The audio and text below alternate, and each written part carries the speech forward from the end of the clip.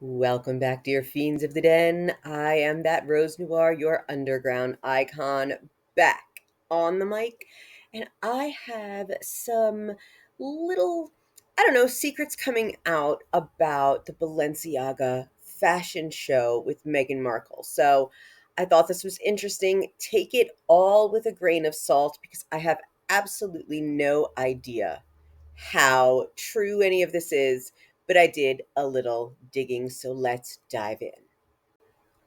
As we all know, Meghan Markle made a very surprise appearance at the Balenciaga show, and she was the last to arrive. So the spotlight definitely shifted.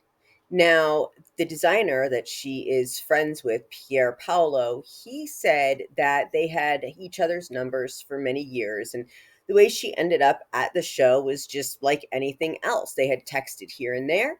She texted him that she would like to attend the show, and she showed up with Marcus Anderson wearing this outfit. Now, I'm not a fan of hers. I have tried. In the beginning, I really thought when she got together with Harry, wow, she really, really must be something special because he looked so happy, but he does not look that happy now, especially when they were at that awards dinner together. Right here in these photos, they looked stressed on the red carpet. They looked stressed together on stage. So it's been a bit of a wild ride. But there may have been an ulterior motive for Meghan showing up at Paris Fashion Week, and it had nothing to do with Balenciaga. Now, according to someone that I follow on Quora called The Markles, this was posted by a person named JT. Now, I just have to say for the record, let's just start with Lauren Sánchez Bezos. She went from what I would call playful billionaires girlfriend slash fiance to standing on business billionaire's wife in this vintage Galliano. So you can't shake her. But here is the rumor. So this is from Cora Digest, and this is from poster The Markles, and it says posted by JT. So it goes on to read, just when you think you've had enough of the Paris fashion show debacle, this pops into my FB newsfeed. And so it's unofficially official. She's hunting for her next victim, I mean, husband. And it appears she has Jeff Bezos in her sights.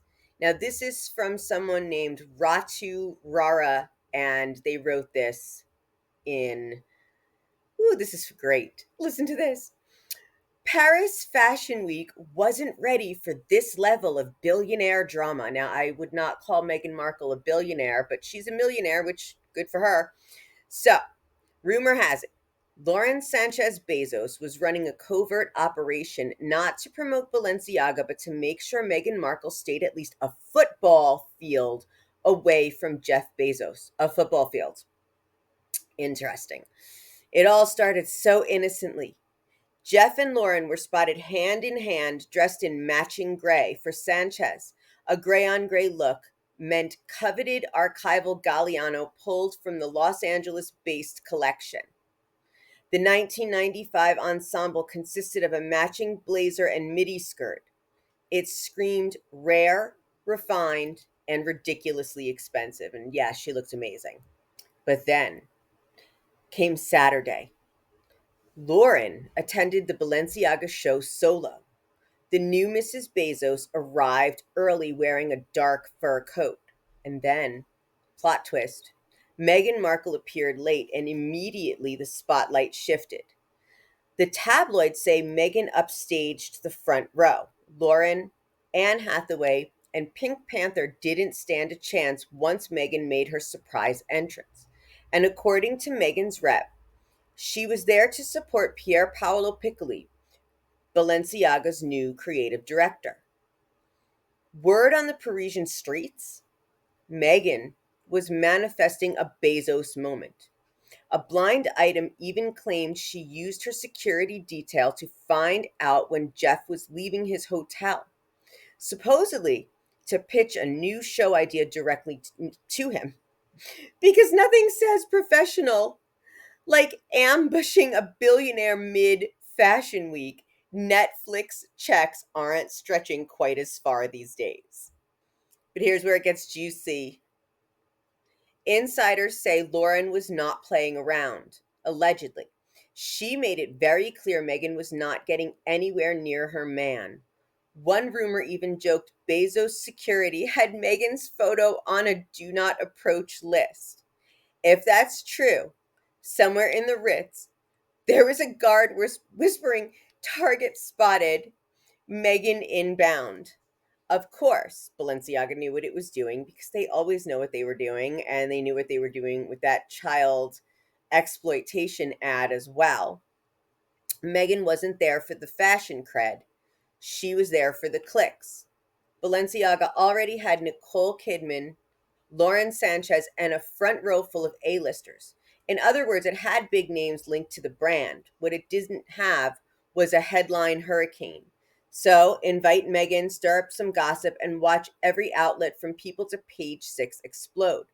Meghan sells drama, not dresses. Meanwhile, Lauren didn't need the press. She already had it all: Bezos, Balenciaga, and the kind of confidence that comes from flying your own helicopter and wearing six-figure Galliano. Even Meghan's surprise stunt couldn't rattle her billionaire composure. So, if anything, it made her look even more untouchable. And the whispers kept coming. Meghan didn't just want a show deal, she wanted proximity.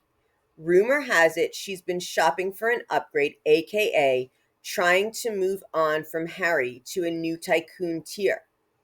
Bold strategy. But Bezos' fortress, like security and Lauren's laser eyes, weren't about to let that happen. Now, there's another blind item saying that with all this reconciliation talk, Meghan Markle is not having it. She's going to burn every bridge possible. I still don't understand truly why. I mean, they went on about the racist thing, and then they said it was unconscious bias, and then Harry said she never said that. It was the press. It was like a whole thing I didn't get.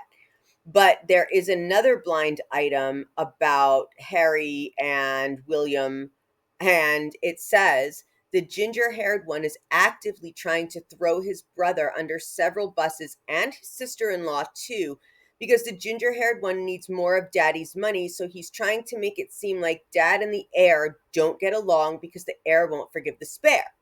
That's not going to get you money. That's a weird plan. So is burning every other bridge. But if you look at their cringy "Get Ready With Me" video when they were accepting that humanitarian award, they are nothing but really, really entitled influencers. That's it.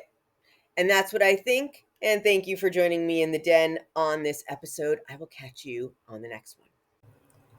Don't forget, because I bring you the truth, the den has been demonetized, and it's a signal from the shadows. So if you'd like to support the dark entertainment and Rose Noir's investigations, you can do so by tipping the detective. The paypal.me link is in the bio. Again, thank you so much for joining me in the den. If you've got something to say, send me an email at welcometothedenpodcast@gmail.com.